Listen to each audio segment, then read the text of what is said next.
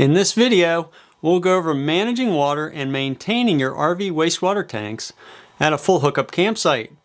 Camping at a full hookup campsite affords some opportunity to clean wastewater tanks to ensure they work properly when on the road. You don't want to lose black tank capacity while traveling, and this process should help. Hey everybody, I'm John Marucci. I'm an avid traveler and teacher and love to explore. In 2016, I decided to travel by RV and have never looked back. I've had my share of problems along the way, and being a teacher by nature, I've tried to turn these problems into help for others. Whether you're new to RV travel or experienced, you're in the right place. So let's jump in. There are many ways to camp with an RV, from full hookups to various partial hookup campsites, to dry camping and to complete off-grid camping. In this episode, we'll look at water and wastewater tank management strategies at full hookup campsites. We have other content dealing with water and wastewater tank management at partial and no hookup campsites. Please check the video description for links to these other videos. An RV usually has three types of tanks: a freshwater tank, a gray tank for non-toilet wastewater, and a black tank for the contents of the toilet. Full hookup camping means you can access city water, electrical service, and an in-ground sewer inlet at the campsite. This means you can use the city water connection for fresh water and don't need to use your RV's freshwater tank. You can plug your RV in for electrical service and keep a sewer outlet hose attached between your RV and the sewer inlet at the campsite. Therefore, you can dump your black and gray tanks anytime at the campsite without going to a public dump station. Full hookup campsites are commonly found at private-run campgrounds, at nationally branded campgrounds, and at some state park campsites in the south and warmer climates. First, let's cover freshwater management at full hookup campsites. I almost always use the city water outlet at the campsite and some sort of pressure regulator and water filter to feed the city water line into the RV. This means it is essential to have a good water pressure regulator and water filter. I have seen campsites with very low and very high water pressure coming from the city water faucet. If the pressure is too high, it can damage your RV's plumbing. In general, I have a few concerns with water consumption at a site that has a sewer inlet, mainly because I can empty my black and gray tanks anytime. I try not to be wasteful with water, but I'm also not overly concerned about my water usage. I take typical length RV showers and wash dishes given the restraints of the hot water tank's capacity and recovery times. I liken my RV to being an apartment on wheels when at full hookup campsites. Next, let's talk about wastewater tank management. With full hookups, there's little need to limit wastewater into the RV's black and gray tanks, as they can be emptied anytime. When first establishing the campsite, I always hook up the sewer hose from my RV to the campsite sewer inlet and keep the gray and black tank valves closed when not dumping. This will keep odors from the campground sewer system from backing up into the hose and into the tanks. Also, it is important to start with sufficient water in the black tank to help prevent the accumulation of waste solids. When starting out at a full hookup site, I put plenty of water in the black tank via the toilet, usually 5 to 7 gallons, along with Happy Camper's tank treatment. However, if I'm coming from a partial hookup site or haven't flushed my black tank recently, I'll first flush my black tank using the process detailed below. Why do an extra tank flush when coming from a partial or no hookup site to a full hookup site? Usually, when you are on a longer trip, you will need to flush out the black tank thoroughly at some point. Coming to a full hookup site is ideal for this. Some people who mainly dry camp, meaning camping with no hookups, will occasionally book a full hookup site just to have this capability between extended dry camping stays. It provides a great way to maintain your wastewater tanks while on the road. You can take the needed time that you usually can't at a public dump station. To better facilitate the process I go through, I installed a cutoff valve on the toilet water line inside the RV to make things easier. I have a video on adding this cutoff valve and highly recommend watching it. The following process of cleaning out the black tank uses the toilet to fill the black tank with the tank's exterior valve closed. It is vital that you understand that this can flood the RV if you're not being very careful.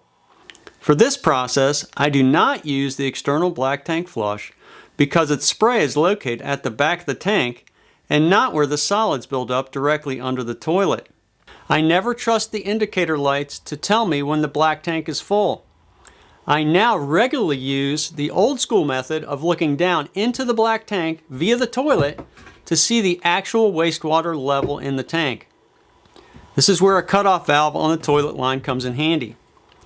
Ensure your internal ventilation fan in the bathroom is off when looking down into the tank, or the fan will pull the tank's foul odor into the bathroom. Here's the process I use when doing a black tank flush at a full hookup site. First, get a headlight, shut off the water to the toilet at the cutoff valve, and depress the toilet handle to look down into the tank to check the wastewater level.